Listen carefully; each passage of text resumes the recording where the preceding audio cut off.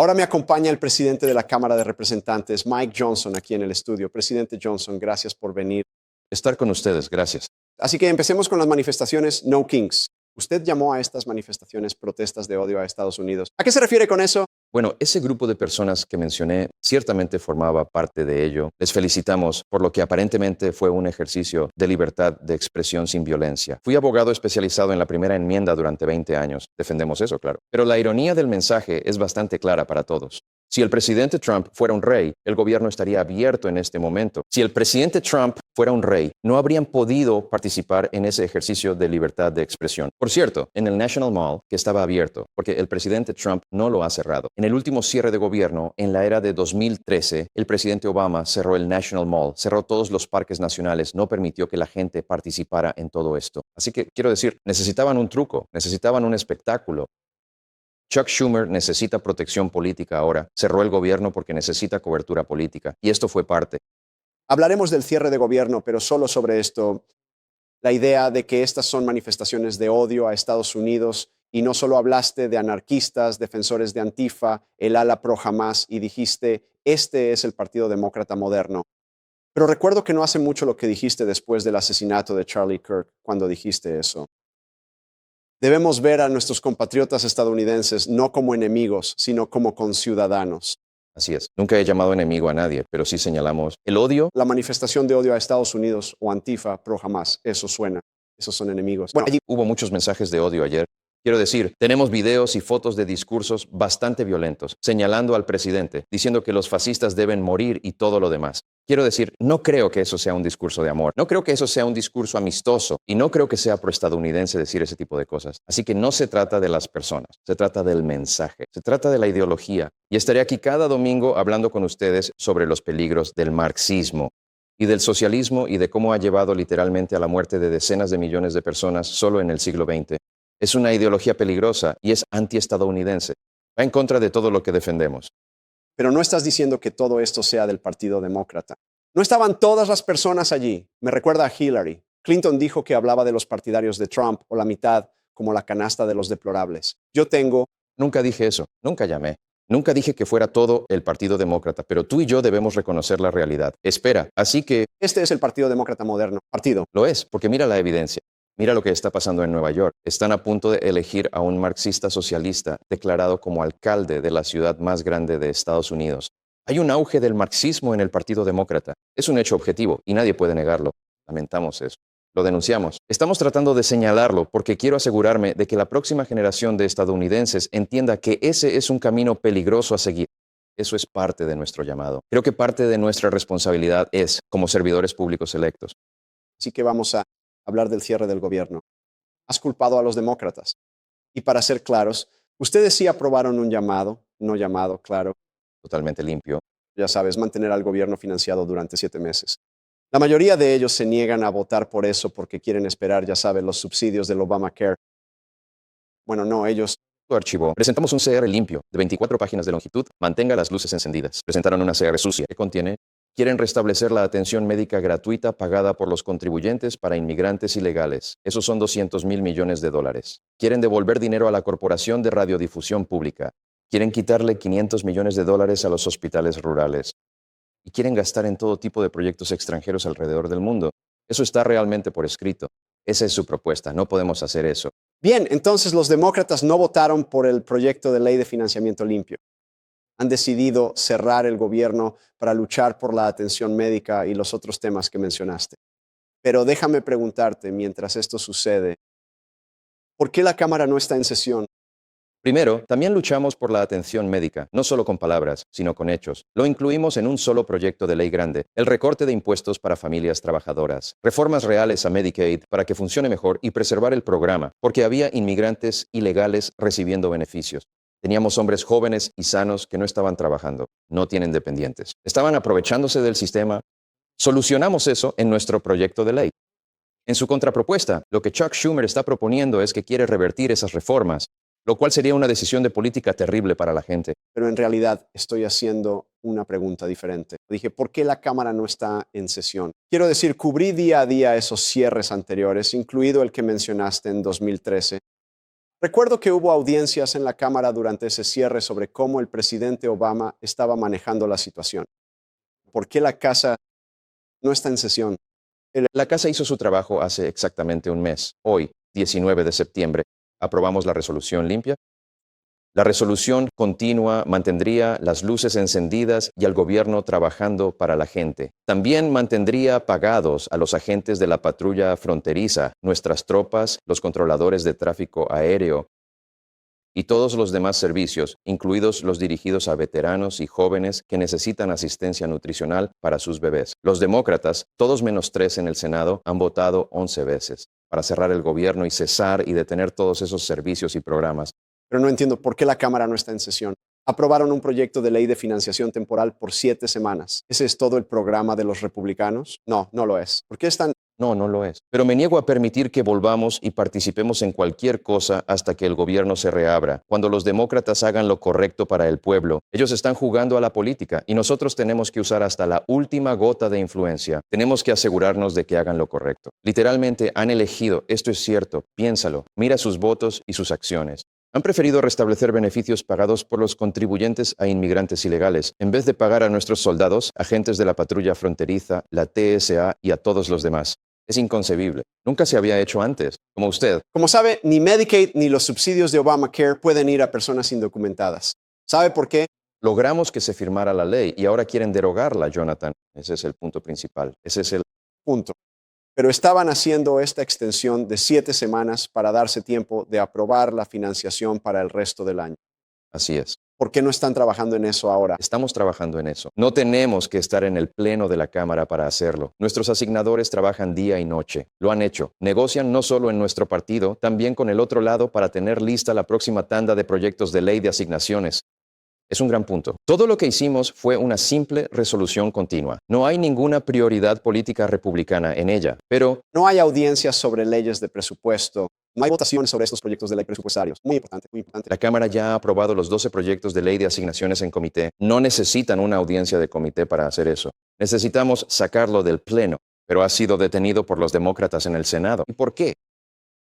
Porque Chuck Schumer tiene miedo de que uno de estos marxistas se postule contra él en su próxima reelección y necesita protección política. Cuando hizo lo correcto en marzo y votó a favor de una resolución continua casi idéntica, recibió fuertes críticas de la extrema izquierda. Muchos de los grupos que estuvieron protestando ayer, él no puede enfrentarlos de nuevo. Esto es simple y llanamente una decisión egoísta de su parte. Tampoco hay supervisión en curso, no hay audiencias de supervisión. Quiero preguntarte. Oh, ahí está. Espera, hay un descuido. Bien. No hay audiencias del comité, no hay nada, Jonathan. Hace 2 días, el viernes, el Comité de Supervisión de la Cámara publicó el tercer lote de archivos de Epstein, documentos del patrimonio de Epstein. Eso incluye sus registros telefónicos personales, registros de viaje, documentos financieros y su calendario diario. Eso está pasando ahora. No necesitamos estar en el pleno de la Cámara para hacerlo. Así que Steve Bannon comparó al Congreso con la Duma rusa, que por supuesto, no es más que un sello de goma para Vladimir Putin. ¿Cómo respondes a eso? Creo que es una idea absurda. Tenemos un gobierno unificado. El pueblo estadounidense eligió a los republicanos para el gobierno. Cumplimos. Se puede argumentar eso. Los primeros 9 meses de este Congreso y de esta administración fueron los más exitosos y productivos de la historia. Piénsalo. Piensa en la pantalla dividida, en lo que está pasando ahora mismo. El presidente Trump y los republicanos bajaron impuestos y regulaciones para reactivar la economía. Terminaron la crisis del crimen y la crisis fronteriza. Está resolviendo guerras y conflictos en todo el mundo. ¿Qué han hecho los demócratas? Cerraron el gobierno. Pero la supervisión, lo que quiero decir es que nunca te oigo plantear cuestiones críticas sobre nada de lo que está haciendo el presidente Trump. Al menos en privado, usted plantea problemas a la... ¿Presidente? Sí, así es como se ve un gobierno unificado. Hablo seguido con el presidente. Un gobierno unido no es igual. Al unísono. El Congreso sigue siendo un control sobre el Poder Ejecutivo. El Congreso es más que un cheque. Sobre el Poder Ejecutivo, donde el artículo I, cuerpo en la Constitución. Tenemos una responsabilidad preeminente. Y lo tomo muy en serio. Un abogado constitucionalista de toda la vida y un celoso defensor del mismo. El presidente y yo hablamos todo el tiempo sobre políticas y decisiones y todo eso. Hacemos eso a puerta cerrada, porque eso es lo que hacen los líderes de partido cuando están en el mismo partido. Se llama gobierno unificado. La razón por la que hemos sido tan productivos es porque hacemos eso muy bien y estamos cumpliendo para el pueblo estadounidense. ¿Cuándo van a juramentar a la representante electa Adelita Grijalva? Tan pronto como regresemos a la sesión legislativa, cuando Chuck Schumer nos permita encender las luces, ¿Por qué no lo han hecho ya? porque así es como funciona la institución. Por cierto, estoy siguiendo el precedente de Pelosi. Cuando mi querida amiga de Luisiana, Julia Letlow, fue elegida para ocupar el escaño de su difunto esposo a causa del COVID, Nancy Pelosi tardó 25 días en juramentarla. Por cierto, También déjame detenerte.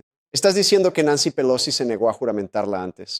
no, lo que estoy diciendo es que este es el proceso normal. Y entiendo que esa fue la fecha que realmente solicitó el representante electo Letlow en ese momento. No, obviamente había oído. Aquí hay algunos ejemplos más, ¿de acuerdo? No, pero espera un minuto. Usted mencionó el precedente de Pelosi, pero Pelosi no lo demoró. No, déjame darte más de Pelosi. Precedente, ¿de acuerdo? ¿Y qué pasa con El precedente de Johnson. Usted juramentó a 2 republicanos el día después de su elección. Estoy feliz de... respuesta? Con gusto le responderé. Pelosi, presidente, Pat Ryan, Joe Zemplinsky. Fueron elegidos durante un receso de agosto.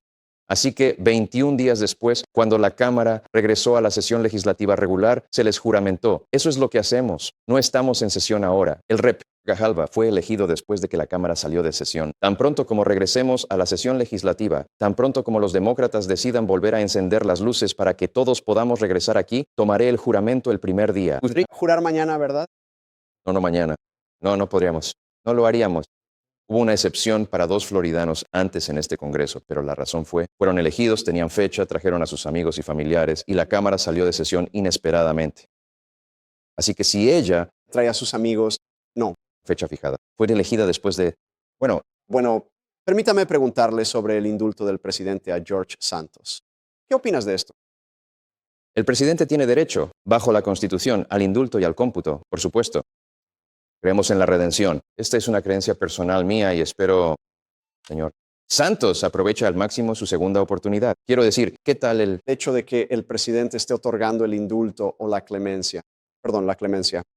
Dijo, al menos Santos tuvo el coraje, la convicción y la inteligencia de votar siempre por los republicanos.